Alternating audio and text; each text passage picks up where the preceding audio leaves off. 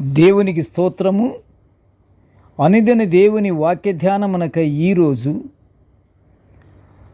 2025 సంవత్సరము సెప్టెంబర్ నెల 15వ తారీఖు. ఈరోజు ధ్యాన వాక్యము పరిశుద్ధ గ్రంథము నుండి యోహాను సువార్త 15వ అధ్యాయము మొదటి వచనాన్ని మనం ధ్యానించుకుందాము. ప్రియ దేవుని బిడ్డలారా, నేటి ధ్యాన వాక్యాన్ని ఒకసారి మనము పరిశుద్ధ గ్రంథము నుండి యోహాను సువార్త 15 మొదటి వచనము మనం చదువుకుందాము. నేను నిజమైన ద్రాక్షవల్లిని, నా తండ్రి వ్యవసాయకుడు. నాలో ఫలించని ప్రతి తీగను ఆయన తీసి పారవేయును.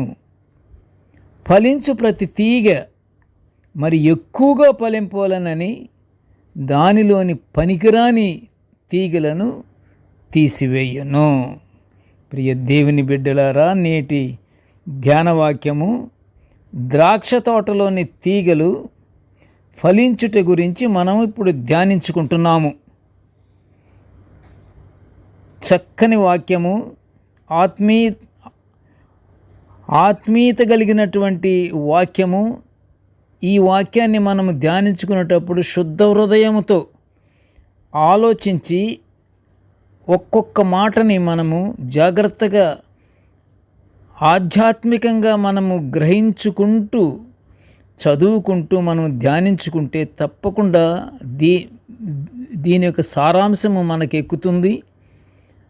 మనకి ఈ సారాంశములోని విషయాలను బట్టి మనము దేవుని యందు ఏ విధంగా మనము భయభక్తులు కలిగి ఉండాలో ఆ ప్రకారంగా మనకి తప్పకుండా మనకి జరుగుతుంది. ఎలా అంటే, ప్రియ దేవుని బిడ్డలారా, ద్రాక్ష తోటలోని తీగలు ఫలించుట గురించి ధ్యానించుకుంటున్నాం కదా. ఓకే, ఇచ్చట మనము వాక్యము చాలా జాగ్రత్తగా చదవాలి అనుకున్నాం కదా. మనము ద్రాక్షావల్లి అనేది ఏమిటంటే లోకానికి సాదృశ్యము. ద్రాక్ష తోటను సంరక్షించే యజమాని దేవునికి సాదృశ్యము. లోకము యేసు ప్రభువు వారిచే వెలిగింపబడింది. లోకముతో పోల్చబడిన ద్రాక్షావల్లిలో అనేక తీగలుంటాయని యేసు ప్రభువు వారు చెప్తున్నారు. లోకంతో పోల్చబడిన ద్రాక్ష తోటను సంరక్షించే వ్యవసాయదారుడు తోటలోని ఫలింపని ప్రతి తీగను, పనికిరాని తీగలన్నమాట అవి, వాటిని తీసివేస్తాడు. వ్యవసాయదారుడు పనికిరాని తీగలను తీసివేయకపోతే ఏమి జరుగుతుంది? పక్కనే ఉన్నటువంటి ద్రాక్షవల్లి తీగలు కూడా అవి ఫలించవు. అయితే ప్రియ దేవుని బిడ్డలారా, ద్రాక్షవల్లికి సాదృశ్యమైన వెలుగునిచే యేసుక్రీస్తులో ఉన్న తీగలు మాత్రమే ఫలిస్తాయి.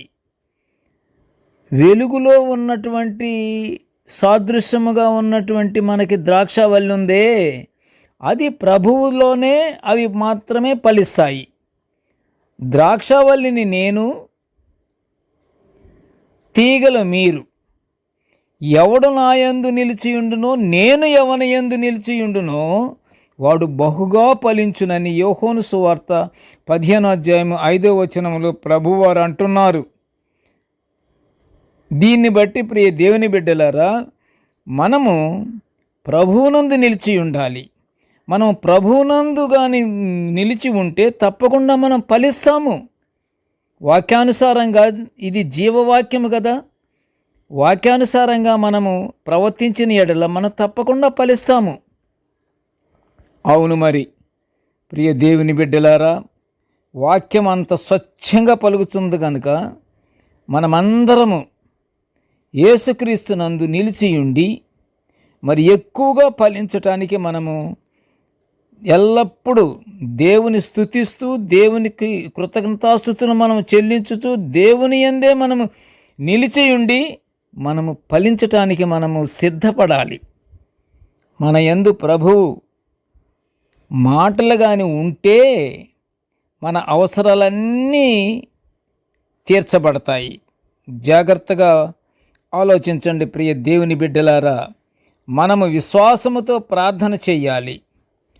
విశ్వాసము కానీ లేకపోతే ఆ ప్రార్థన ద్వారా మనకు ఫలించదు.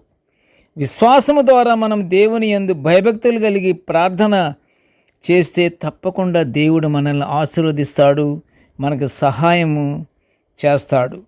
యేసు ప్రభువు వారు తన శిష్యులలో కోరుకున్న ఫలం ఏమిటంటే దేవుణ్ణి సాటి మానవులను ప్రేమించడమే. అది దేవుడు మనల్ని కోరుకుంటుంది. ఆయన యందే నిలిచి ఉండాలి, అంతే.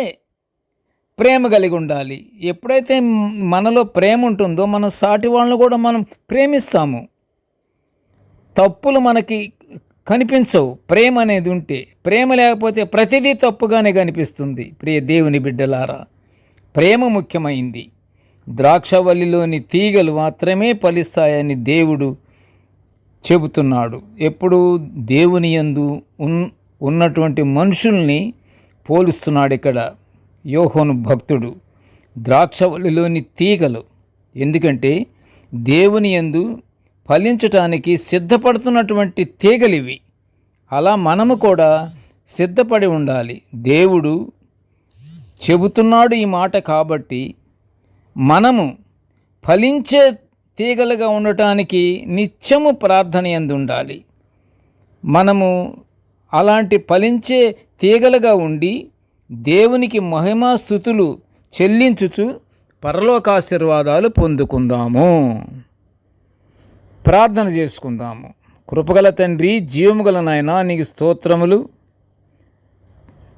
దేవా, నీ దివ్యమైనటువంటి వాక్యాలను నిత్యము తండ్రి మేము ఇలా ధ్యానించుకునే గొప్ప భాగ్యాన్ని మాకు అనుగ్రహించినందుకు నీ ఘనమైన స్తోత్రములు నాయనా. స్తోత్రములు తండ్రి.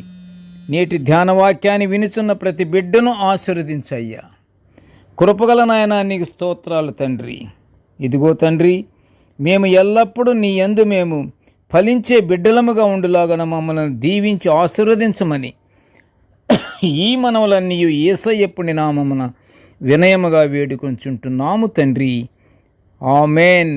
దేవుడు మనల్నందరినీ బహుగా దీవించుగాక. ఆమెన్.